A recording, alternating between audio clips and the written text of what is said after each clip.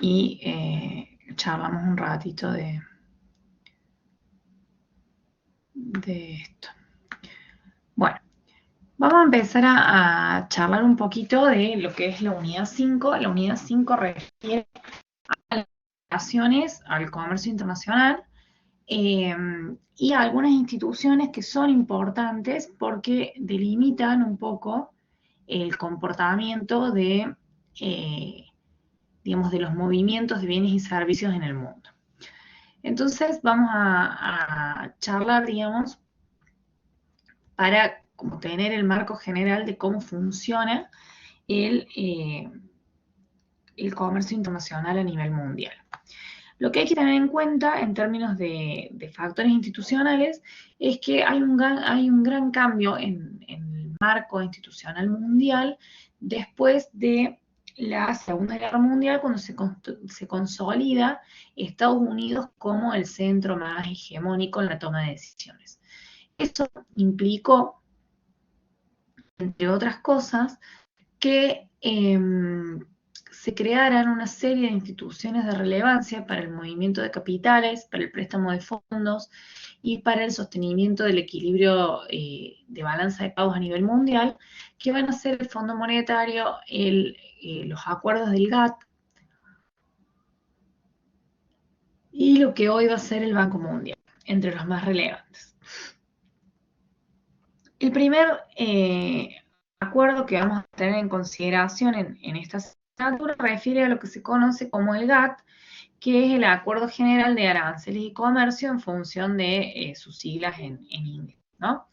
Este es digamos, un acuerdo general que se empieza a hacer en 1948, que en realidad surge como una respuesta a la falta de ratificación de la generación de una organización internacional para el comercio, y que lo que busca es generar los lineamientos básicos para el intercambio a nivel mundial.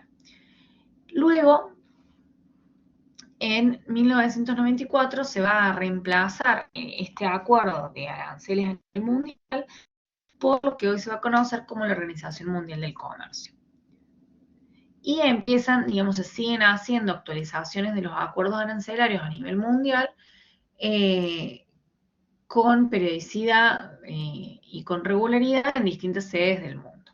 Y lo que busca, digamos, contemplar esta serie de acuerdos tienen que ver con los aranceles y e impuestos que se cobran, digamos, para el comercio, para la creación, digamos, artística, para las transacciones, para la propiedad intelectual. Entonces se van a regular los aranceles o la carga impositiva y la forma de transacción que existe entre los distintos países del mundo. Después aparece otro organismo que es de interés, que yo ahí les compartí en el módulo, ustedes tienen en el sitio web, como para chusmear un poco cómo funciona, que es el Fondo Monetario Internacional. Lo que busca el Fondo Monetario Internacional principalmente es garantizar como el equilibrio macroeconómico a nivel internacional. Entonces, lo que va a hacer es como realizar todas las operaciones monetarias internacionales a nivel mundial y va a buscar ayudar a aquellos países que tengan desequilibrios de balanza de pagos. Lo que busca es entonces como que los países crezcan o mejoren sus situaciones o que eviten caer en crisis. Y es, digamos, entonces es como vamos a decir, como un banco central que está por encima de los bancos de cada uno de los países. Tiene un financiamiento que está dado a través de cuotas partes del capital que pagan los distintos países miembros, y en función de eso les genera, digamos, beneficios o posibilidades de acceso al crédito. En general, digamos, o sea, no es un crédito, o sea, no se otorgan créditos para inversiones o para crecimiento, sino que es un organismo que busca evitar desequilibrios macroeconómicos vinculados con la balanza de pagos, es decir, presta ante una eventual amenaza de crisis. Y generalmente cuando otorga financiamiento lo hace a cambio de algún compromiso de mejora o de cumplimiento de metas fiscales o macroeconómicas o monetarias, ¿sí? O sea, de saneamiento generalmente institucional. Junto con el Fondo Monetario se va a crear el Banco Internacional de Reconstrucción y Fomento, que luego va a ser conocido como el Banco Mundial, y que va a tener sí digamos, un fin más de generar financiamiento para el crecimiento. Entonces sí va a financiar inversiones, mejoras en los servicios públicos, y la idea es generar, digamos, inversión que favorezca el crecimiento económico de los países en desarrollo.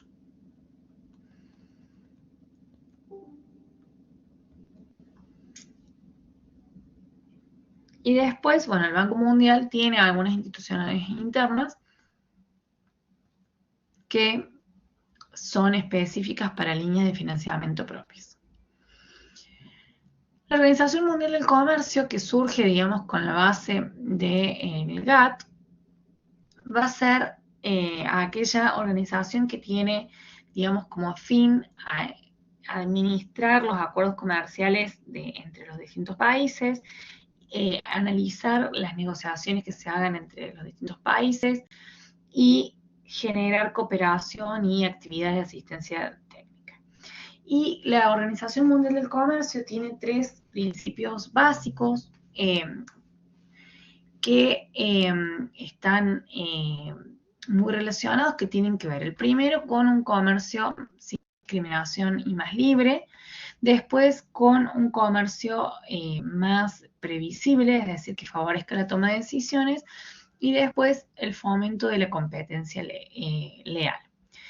Dentro de lo que sería la parte de no discriminación aparecen 2 conceptos que van a ser importantes, que son lo de la nación más favorecida y la lógica del trato nacional.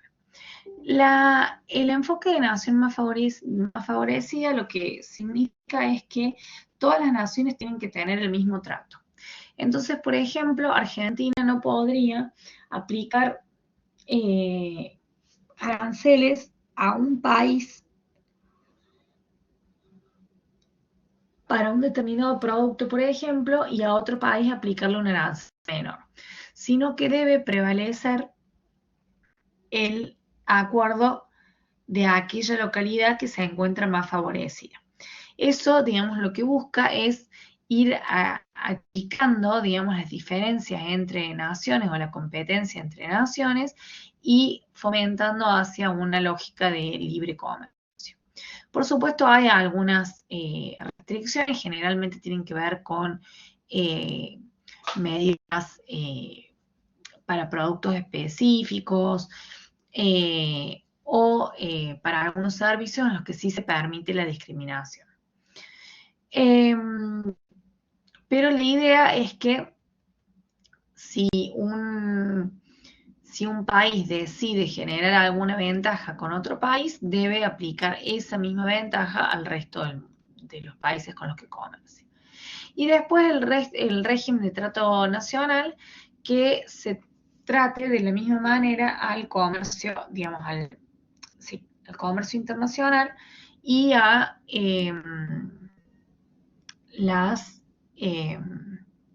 o sea, el comercio internacional que a la economía doméstica. Entonces, que no haya discriminación ni favoreciendo a la economía externa ni favoreciendo a la economía doméstica en términos arancelarios e impositivos, ¿no? Después, la idea del comercio más libre es esta idea de ir reduciendo las barreras arancelarias y pararancelarias que existen en los distintos países. En cuanto a la previsibilidad, es esta idea de mantener una lógica de de conocimiento y ordenamiento del comercio internacional que permita tomar decisiones de largo plazo. Y por último, la búsqueda de fomentar una competencia legal que implica que se busca continuamente eliminar todas las distorsiones que pueda haber en el mercado internacional. Dependiendo de cuál sea el tipo de bien o servicio que se comercialice en el mundo, vamos a tener distintas regulaciones. Entonces vamos a tener regulaciones específicas para el comercio de mercancías, para los comercios, o sea, comercialización específica de servicios,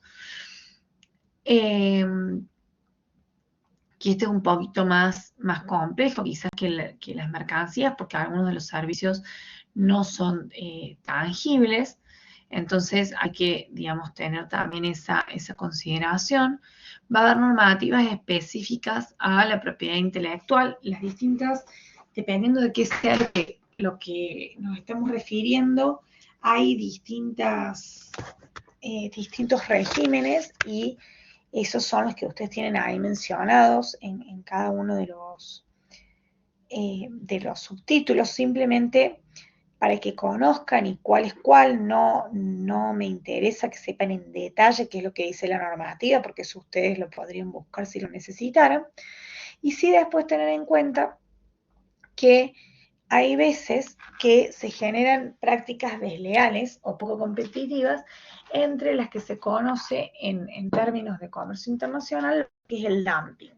El dumping es una práctica un poco competitiva donde alguien quiere insertarse en un mercado haciendo uso de, digamos, de cobrando, por ejemplo, un precio más bajo que en el resto de los mercados para, por ejemplo, generar un nuevo nicho. Y ahí hay dos tipos de dumpings o aplicación de este tipo como de ventajas a un sector o a un área específica que tienen que ver con, por un lado, lo que sería el dumping social, es decir, por ejemplo, cuando los países, qué sé yo, terciarizan la contratación de mano de obra y contratan, vamos a decir, muchos argentinos para que trabajen en un call center de una empresa que es de otro país. Entonces, en ese contexto, Argentina estaría haciendo una competencia, vamos a decir, desleal con, supongamos, Estados Unidos, porque ofrece al mercado un mismo bien a un costo mucho menor que el que tiene en el mercado ese producto. Le hace la mano de obra. Entonces eso es un problema de competencia desleal que hoy no está alcanzado por la regulación. Y después el segundo tipo de problemáticas que tiene que ver con algo que está muy en boga en la actualidad, refiere al dumping ecológico, es decir, cuando hay diferencias en regulaciones ambientales entre los países y entonces, por ejemplo, hay menos impuestos, menos restricciones a la producción en algún país versus el otro. Y eso genera una competencia desleal porque implica que se ubiquen en un lugar o en el otro, por ejemplo, las distintas empresas. Y después aparecen, bueno, los impuestos o los subsidios que pueden afectar directamente a una actividad puntual, que son diferentes, porque o sea, no es lo mismo aplicar un impuesto o un subsidio que generar, digamos, esta competencia desleal a través de el dumping. Porque lo que es importante que tener en cuenta que en general cuando se habla de dumping o de esta competencia desleal, se habla de a nivel empresa, son las empresas las que hacen estas estrategias poco leales, mientras que los subsidios o los impuestos son llevados adelante por el Estado.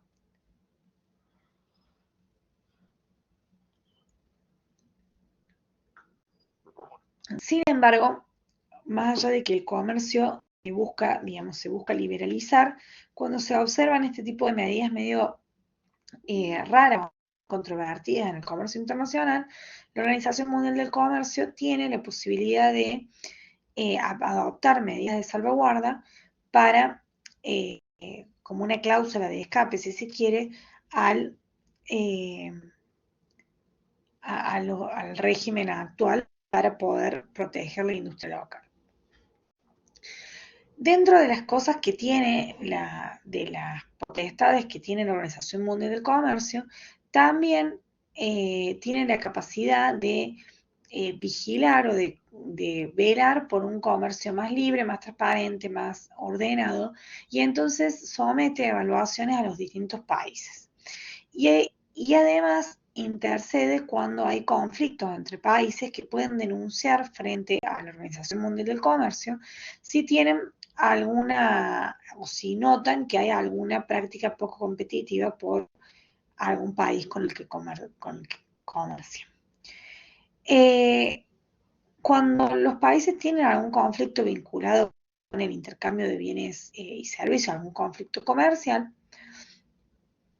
vamos a ver que pueden ponerse de acuerdo solos, pueden a través de la Organización del Comercio, digamos, adquirir una, como si fuera una mediación, es decir, una instancia de negociación, o también se puede ir como un conflicto más grande y pedir a la Organización Mundial del Comercio que sea la que se expida sobre esa situación.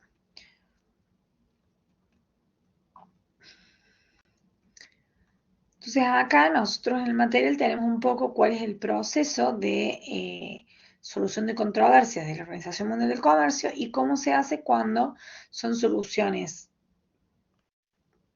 que no, digamos, que no van por el órgano de apelación, como las que son mutuamente convenidas, es decir, una entre las partes, la mediación, es decir, a través de un organismo o una persona que ayude, digamos, a la negociación,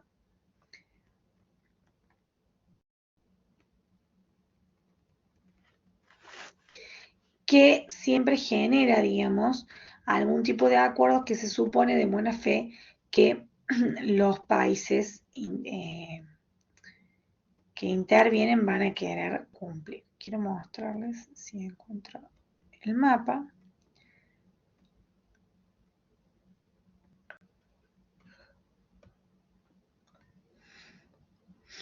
Bueno, ahí ustedes en el trabajo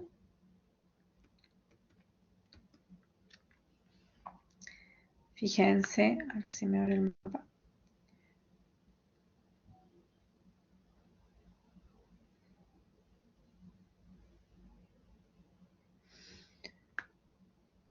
Miren, ustedes acá están viendo mi mapa. Sí. Bueno, fíjense, ahí esa página ustedes la tienen en el link en el módulo.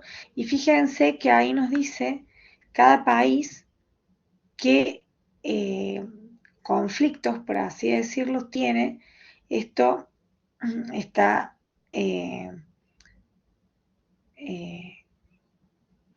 fíjense, tiene 6 casos contra la Unión Europea, o sea, las flechitas que van son contra.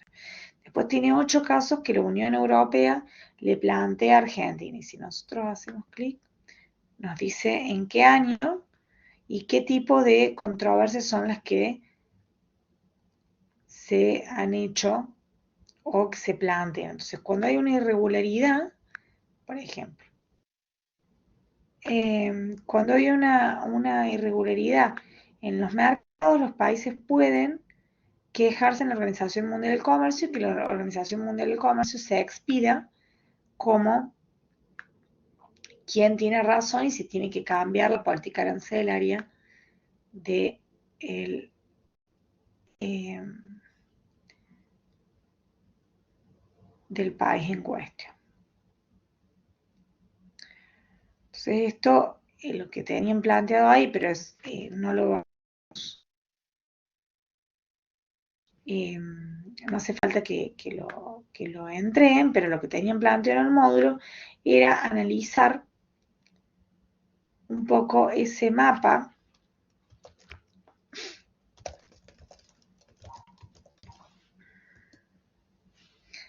para ver cuáles eran los problemas principales que tenemos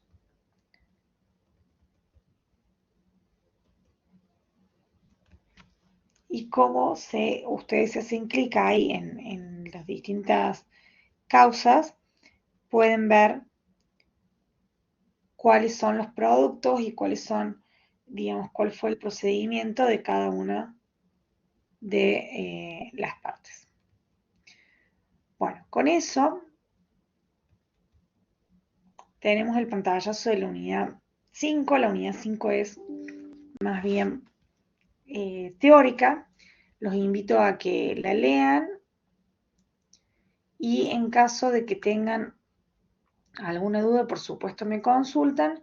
Yo me comprometo, como les decía hace un rato, a mirar ahora en el fin de semana con detenimiento el parcial para ver si hay algo que merezca revisión o cambio, y en función de eso les mando mensajería el lunes confirmando cómo seguimos, para que Buenas, puedan profe. tener un poco más de previsión respecto de las.